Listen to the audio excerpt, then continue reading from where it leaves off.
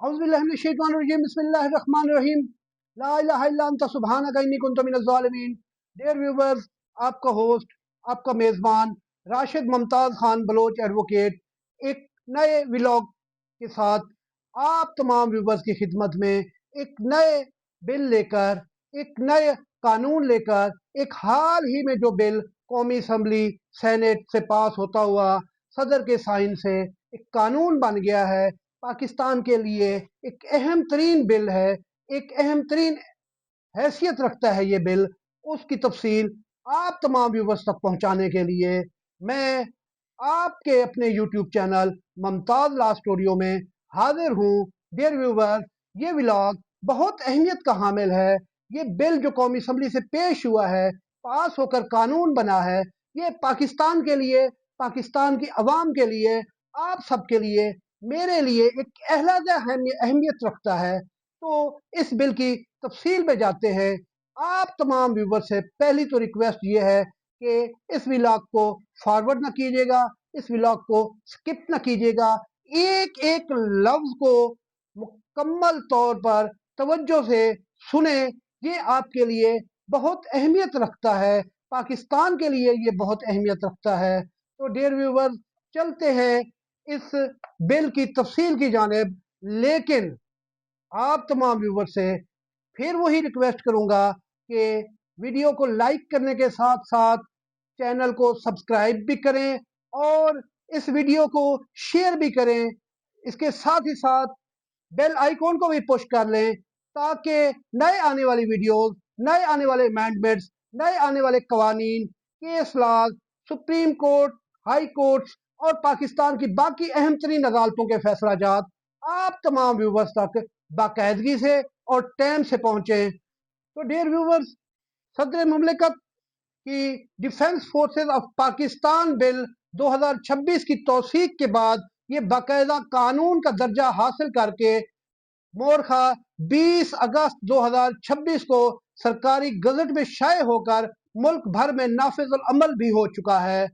वफाकी काबीना ने 20 अगस्त 2026 को इस बिल की मंजूरी दी थी और इसी रोज ही इस बिल को कौमी असम्बली के इजलास में पेश किया गया और इसी रोज ही कौमी असम्बली से मंजूरी के फौरी बाद 20 अगस्त को ही ये बिल सेनेट में पेश कर दिया गया और इसी रोज यानी कि 20 अगस्त को ये बिल सेनेट से पास करवा लिया गया, मंजूर करवा लिया गया और इसी तारीख यानी कि 20 अगस्त को सदर मुमलिकत ने इस बिल की तौसीक की और 20 अगस्त 2026 को ये बिल सरकारी गजट में भी शाये हो गया।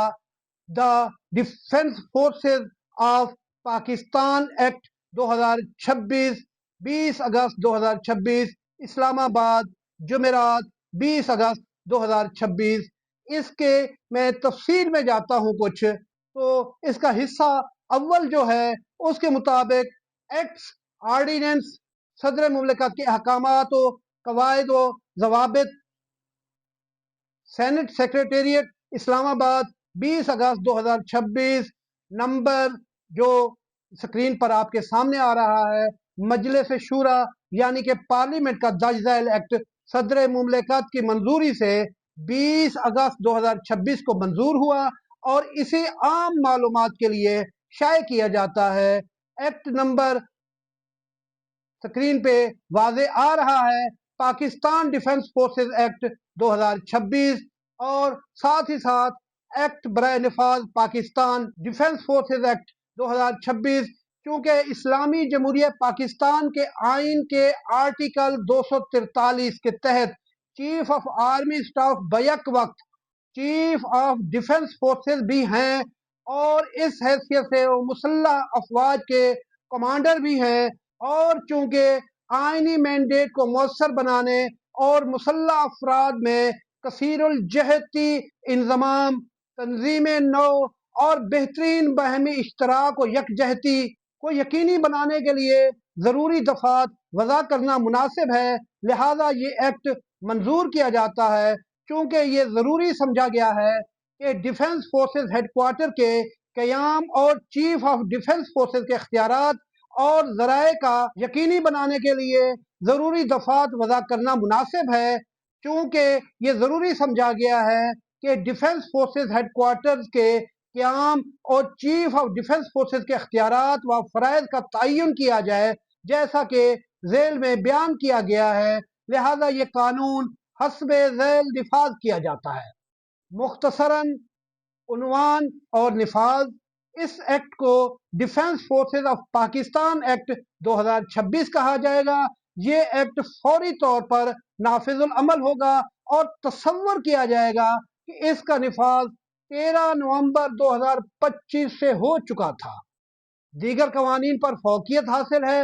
اس ایکٹ کی دفعات اس کے تحت بنائے گئے قواعد و ضوابط، ہدایات، نوٹیفیکیشن اور جاری کردہ احکامات کسی بھی دوسرے قانون میں موجود متضاد حکم کے باوجود نافذ ہوں گے، جہاں کسی دوسرے قانون، قاعدے، ضابطے، ہدایات، نوٹیفیکیشنز یا حکم کے اس ایکٹ سے مطابقت نہیں ہوگی، وہاں عدم مطابقت کی حد تک وہ مؤثر نہیں رہے گا۔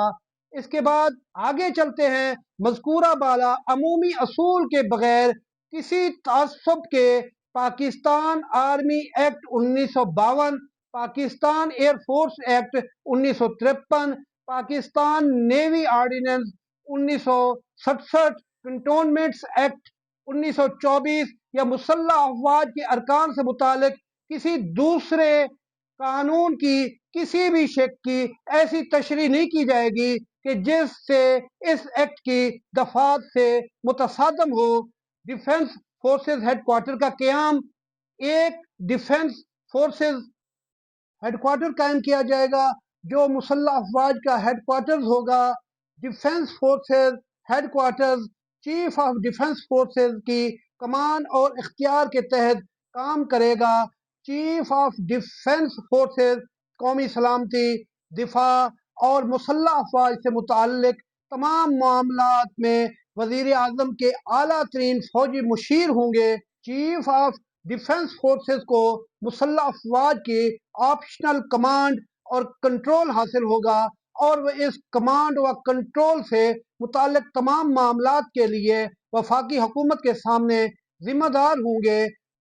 چیف آف ڈیفنس فورسز کو اختیار ہوگا کہ وہ کسی شخص کو ریٹائر، ریلیز، استعفیٰ قبول یا استعفیٰ مسترد کرنا، ملازمت سے فارغ کرنا یا اس سے ملازمت میں برقرار رکھنا یا عمر کی حد میں رعایت دینا یا نہ دینا۔